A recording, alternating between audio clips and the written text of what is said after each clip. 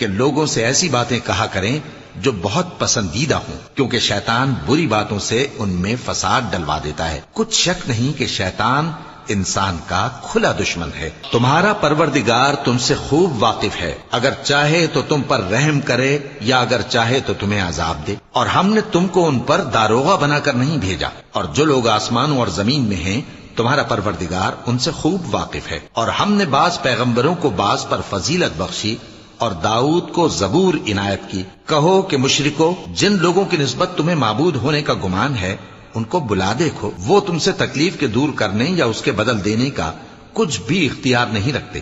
یہ لوگ جن کو اللہ کے سوا پکارتے ہیں وہ خود اپنے پروردگار کے ہاں ذریعہ تقرب تلاش کرتے رہتے ہیں کہ کون ان میں اللہ کا زیادہ مقرب ہوتا ہے، اور اس کی رحمت کے امیدوار رہتے ہیں اور اس کے عذاب سے خوف رکھتے ہیں۔ بے شک تمہارے پروردگار کا عذاب ڈرنے کی